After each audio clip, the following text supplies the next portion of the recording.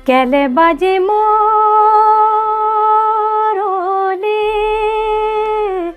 ओ मैं।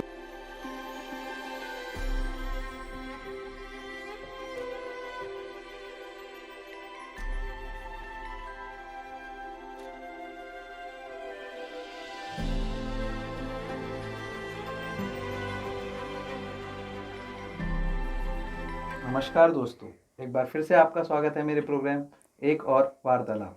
और एक और वार्तालाप में हमारी आज की मेहमान हैं रेशमा शाह जी। उत्तराखंड का एक जाना माना नाम है। गढ़वाली में गाती हैं, कुमाऊनी में गाती हैं और जौनसारी में भी गाती हैं। तो मैं उनका अपने इस प्रोग्राम में तहे दिल से स्वागत करता हूँ। नमस्कार रेशमा जी। नमस्ते जी। रेशमा जी, मैं आपसे पहला सवाल ये पूछूंगा कि आप मुझे मतलब हमारे दर्शकों को ये बताइए कि आपको संगीत का रुझान कैसे हुआ। और एक मेरे मन का क्वेश्चन है ये कि आपका नाम रेशमा है, जनरली उत्तराखंड में ये नाम तो नहीं होता, उस नाम के पीछे की क्या कहानी है? मेरे नाम के पीछे एक कहानी इसलिए है कि जो मेरे पापा थे और मेरी बुआ देहरादून में मैरिड है उनकी, यहाँ हो रखी देहरादून में। तो उन्होंने उस समय एक पिक्चर आई थी रेशमा, और फिर एक सिंगर पाकिस्तान की थी रेशमा।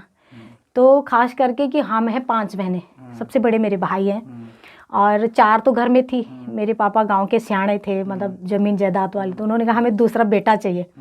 तो 4 बेटियां तो हो गई। तो मुझे मतलब मेरी माँ को हॉस्पिटल ले गए नैनबाग कि इस बार तो मेरा बेटा होगा। मतलब गांव की दाई ने बताया कि इस बार तेरा बेटा है। तो मेरे पापा भोटे घोड़े में बिठा के माँ जी को लेके चले गए। अब मैं हो गई वहाँ बेटी। तो मेरे बाप ने कहा कि मुझे तो ये चाहिए नहीं, वहीं छोड़ दिया नर्स के पास। तो नर्स ने मेरे पापा को बहुत समझाया कि ऐसा है, चलो जो भी है हम देंगे, इसका खर्चा आप रख लो। तो मेरे पापा फिर घर ले आए।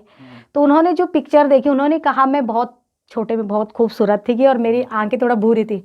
तो मेरे बाबा ने इसका नाम ना रेशमा रखो, तो इसलिए मेरा नाम रेशमा है। अच्छा, जी जी जी। रेशमा के पीछे की कहानी हाँ, मतलब ये था पहाड़ों में, ये पता नहीं कि रेशमा किसे बोलते हैं, मतलब जो क्योंकि थोड़ा सा जी इंटीरियर है। हाँ, तो मुझे लोग पूछते भी कि आप पहाड़ की हो और रेशमा नाम कैसा है। तो ये इस नाम के पीछे ये कहानी है। जी जी। अच्छा, तो ये फिर रुझान कैसे हुआ, संगीत का रुझान कैसे हुआ? मैं वैसे तो अपने घर से ही माँ जी, वैसे तो हमारे फैमिली तो नहीं है इस ऐसे फील्ड में कि कोई सिंगिंग करता था, लेकिन माँ कभी कभी घास काटते या गांव में जैसे गुनगुनाते थे। तो मुझे लगता था कि मैं भी कभी उनके साथ गुनगुनाती थी। माँ जी दूर से गा रही तो मैं उनके पीछे से थोड़ा थोड़ा गुनगुनाती थी। बस वहीं से फिर मैं स्कूल से जैसे गई तो स्कूल में मैं हर जगह आगे रहती थी, खेल कूद में भी मैं आगे रहती थी। और जैसे मुझे कविता कुछ देते थे टीचर्स लोग, तो उससे मैं सुर के साथ गाती थी। तो लोगों को अच्छा लगा। तो लोगों ने वो अप्रिशिएट करा, टीचर्स ने? हाँ, टीचर लोग जो है, मतलब उन लोगों ने मुझे बोला ये बेटी बहुत अच्छा गाती है। और फिर जो मुझे एक नाम मिला है, तो मैं अपने स्कूल में जब गई तो हमारे केंतुरा गुरुजी है, तो मुझे हर जगह आगे लाते थे कि बेटा गाओ आप।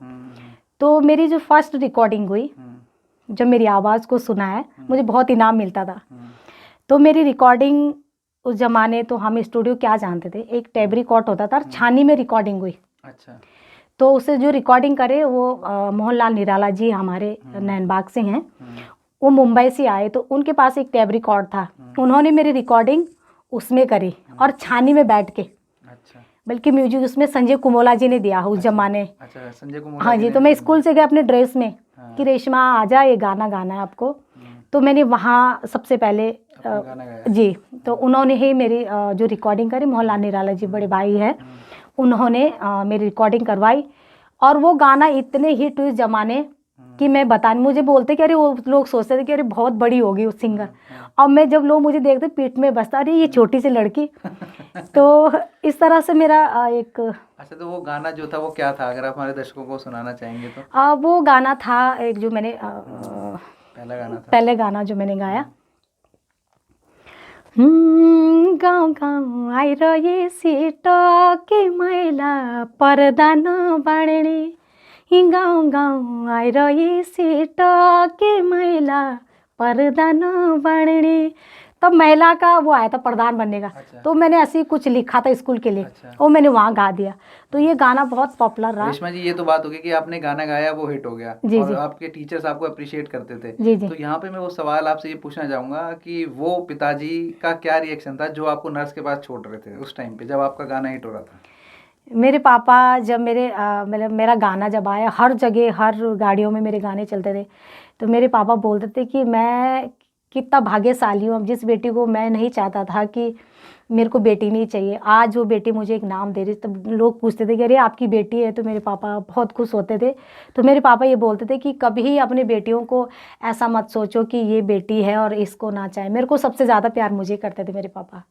हाँ, मतलब मैं यहाँ पर यही बोलना चाहूँगा अपने देखने वाले दर्शकों को जी, कि जो हमारे समाज की एक कुरीति है कि बेटा ही होना चाहिए, बेटी नहीं होनी चाहिए, या बेटी को लेके लोगों के बीच में जो डिफरेंसेस है वो नहीं होना चाहिए। मेरा ये सवाल पूछने का सिर्फ एक यही कारण था कि बेटियां भी वो कर सकती हैं जो बेटे नहीं कर सकते, या बेटों से भी आगे कर सकती हैं। जी, जी।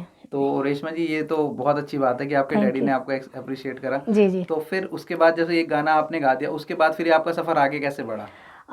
फिर मैंने काफ़ी गाने गाए। फिर मैंने तीसरी से भी गाए हैं देवेंद्र प्रसाद चमोली जी के साथ। वो मैंने फिर गढ़वाली मतलब आवाज़ तो थी मेरे पास, तो फिर उन्होंने जब गाना सुना तो उनकी रिकॉर्डिंग होती थी तीसरी से उस समय। तो उन्होंने मुझे दिल्ली लेके चले गए कि रेशमा जी आप मेरे साथ भी गाइएगा।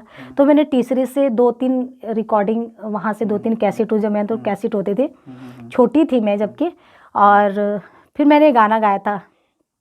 थोड़ा सा मैं सुना हाँ भी जी, हाँ जी, देती हूँ। सुनाइए, सुनाइए। चमोली जी भाई जी के साथ मैंने गाया था। ले गूंदी जालो ले आटो मेरे मधुली बांधा, ले गूंदी जालो ले आटो मेरी मधुली बांधा, ले तोंडा दुनाया काटा मेरे मधुली बांधा, ले बाणा वे जालो ले खाली मेरी मधुली बांधा, तोंडाड़ियों नु काटा ना काटा मेरे मधुली बांधा। बहुत ये बढ़िया। गाना भी बहुत चला और मैंने फौजियों पे भी गाया था। तब हमारी मतलब इंडिया और पाकिस्तान की लड़ाई चल रही थी बॉर्डर में। तो उस समय में मैंने गाना भी गाया था, मतलब फौजी भाइयों के लिए। 99 में। जी, तो वो भी बहुत लोगों ने पसंद किया और ये तीसरी से मेरे सब गाने आए हैं। 96 से। जी, जी। अच्छा, ये मैं जहाँ तक मुझे आपके बारे में जानकारी है कि आपका फिर बीच में म्यूज़िक से थोड़ा सा हाँ जी। ब्रेक हो गया था, ब्रेक आपने ले लिया था। तो वो ब्रेक की कहानी क्या है, वो हमारे दर्शकों हाँ, को मैं बताइए। उसके बाद थोड़ा सा कुछ ऐसा जीवन में कुछ ऐसा है कि मैं 8 साल संगीत से दूर रही। तो उसके बाद 8 साल के बाद मैंने शुरुआत करी फिर, जो कि मुझे बड़ा मंच बड़े भाई नंदलाल भारती जी ने दिया। उनके साथ में जाते थे, उनका ग्रुप है। तो जब मैंने उनके साथ गाना शुरू किया तो लोगों को फिर वो चीज़ें लौटने लगी कि अरे वो तो रेशमा थी जो उसके गाने इतने हिट थे। तो ऐसे ऐसे करके मेरे को धीरे धीरे प्रोग्राम उनके साथ करती रही आगे, और लोगों ने मुझे पसंद किया। मेरे दर्शकों का मैं दिल से धन्यवाद करता हूँ कि जिन्होंने मुझे इतना लाइक किया मेरी आवाज़ को। रेशमा जी, यहाँ पर मैं आपसे एक सवाल ये पूछूंगा कि आप तीनों लैंग्वेजेस में गाती हैं। जी, उत्तराखंड की हमारी जो जनरल 3 लैंग्वेजेस हैं, जी, जी। गढ़वाली, कुमाऊनी और जौनसारी। जी, जी। तो मैं आपसे यहाँ पर सवाल ये पूछना चाहूँगा कि आप समन्वय कैसे करती हैं, तीनों लैंग्वेजेस को कैसे कंबाइन करके, कैसे सबसे समन्वय बड़ी करती हैं? बात है आर्टिस्ट या सिंगर जो भी है, अगर उसके दिल में अपने पहाड़ के प्रति एक प्यार है तो भाषा कोई बहुत बड़ी चीज़ नहीं होती। क्योंकि एक परिवार जो होता है ना, ठीक है रंग रूप उसके अलग है लेकिन भावना उनकी एक ही है। तो मेरा गढ़वाल हो, कुमाऊं हो, मेरा जौनसार हो, जौनपुर हो, हमारा उत्तराखंड एक परिवार है और उस परिवार की सिंगर मैं हूँ। तो जी।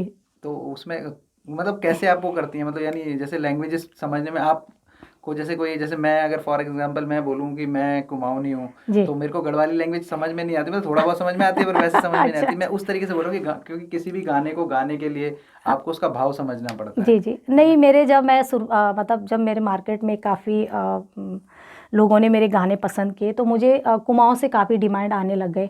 तो जैसे मैं कुमाऊं में जाती थी, गांव के प्रोग्राम हो गए या शहरों में, तो मैं ज़्यादा बुजुर्ग लोगों के पास बैठना, तो वो क्या बोलते हैं, हमेशा बुजुर्ग लोग ऐसी चीज़ है जैसे एक अमृत होता है। ज्ञान का जी, भंडार है। तो उनके साथ में बैठ के मैं जब भी कभी कुमाऊं में जाती हूँ तो मंच में बहुत सारी चीज़ ऐसे जो मैं बोलती हूँ, और ये सब मुझे बुजुर्ग लोगों से मैंने सीखा है वहाँ। जी जो मतलब आपने हाँ जो सीखा है वो हाँ मतलब बुजुर्गों से लिया और फिर हाँ उसको आगे हाँ जी सर्व कर। जब जी बात जी जी कुमाऊं की हो रही है हाँ तो जी। एक कुमाऊनी गाना अगर हो जाए हमारे दर्शकों के लिए तो प्लीज। अच्छा अच्छा ज़रूर। मेरे को मैं सबसे ज़्यादा कुमाऊनी सॉन्ग मैंने गोपाल गोस्वामी जी के सुने हैं, और मैं उनके गाने बहुत सुनती हूँ। वैसे मैं हीरा सिंह राणा जी के भी बहुत सॉन्ग सुनती हूँ, लेकिन मैं आप लोगों के बीच में गोपाल गोस्वामी जी का एक सॉन्ग हाँ जी गाऊंगी। जरूर। केले बाजी मोरोले ओ बैणा ऊंची निसी डान्यू मां चिरी हेरी केले जी बैणा ऊ देखी मैं माने मां केले बाजी मोरोले ओ बैणा ऊंची ऊंची डान्यू मां चिरी हेरी केले जी हो बैणा ऊ देखी मैं माने मां मुरली की सोर सुनी हिया भरिएगे मुरली की सोर सुनी हिया भरिएगी को पापी बैणा मेरो मन दुखी है छो स्वामी पार देश हो बैणा ऊ देखी मैं माने मां केले बाजी मोरोले ओ बैणा ऊंची निसी डान्यू मां ऊंची निसी डान्यू मां। बहुत ही बढ़िया। बहुत थैंक यू आपकी आवाज़ बहुत अच्छी है। बहुत थैंक यू थैंक यू। आपकी आवाज़ सुन के मैं खुद पहाड़ों में ही चला गया था। अच्छा जी। जो ऊंची नीची डांडी बात बता रहे हो मैं ऊंची कुमाऊं तो नीची है ही रियल में बहुत खूबसूरत जगह है। मैंने मतलब ये लगाओ धारचूला से आगे और उससे आगे के जो गांव हैं जहाँ चाइना का बॉर्डर है वहाँ से, और गढ़वाल का जो बॉर्डर लगता है, ऐसे कोई गांव ऐसा शहर नहीं जहाँ मैंने कार्यक्रम नहीं दिया कुमाऊं में। तो बहुत खूबसूरत है बहुत बहुत खूबसूरत है। कुमाऊं आपकी बहुत। आवाज़ भी बहुत खूबसूरत है। Thank you. अच्छा यहाँ पे रेशमा जी मैं आपसे पूछना चाहूँगा कि आपके फ्यूचर्स के प्लान क्या हैं, अगर हमारे दर्शकों को अगर शेयर करना चाहें तो। हाँ मेरी एक कोशिश है, अभी तो हम लोग कर रहे हैं फील्ड में काम, लेकिन आने वाले टाइम पे मेरी जो एक सोच है कि जो हमारे आने वाली पीढ़ी है, जो हमारे बच्चे हैं जिनको आज भी ये पता नहीं कि हमारे पहाड़ी गीत क्या है, चाहे वो कुमाऊं का बच्चा हो, चाहे गढ़वाल का हो, या हमारे जौनसार जौनपुर का हो, हमारे उत्तराखंड की बात है। सब लोग थोड़ा सा अपने कल्चर से थोड़ा हटे हुए। तो मेरा ये एक सोच है कि फ्यूचर में मैं एक स्कूल ऐसा खोलूं जिसमें मैं अपने पहाड़ी गीत, अपनी पहाड़ी भाषा में कुछ उनके लिए कुछ कर पाऊँ। जी तो रेशमा जी आपसे बात करके बहुत अच्छा लगा थैंक यू और मैं आपको आपका जो प्रोजेक्ट है उसके लिए ऑल द बेस्ट बोलूँगा थैंक यू सर। आपको। और मैं अपने दर्शकों को, देखने वाले दर्शकों को यही बोलना चाहूँगा कि प्लीज़ मेरे चैनल को लाइक कीजिए, शेयर कीजिए और सब्सक्राइब कीजिए, जो कि हम रेशमा जी जैसे गुणी कलाकारों को आपके सामने ला सकें। और मैं रेशमा जी का तहे दिल से धन्यवाद करूँगा कि उन्होंने अपना कीमती समय मुझे दिया। Thank you. नमस्कार।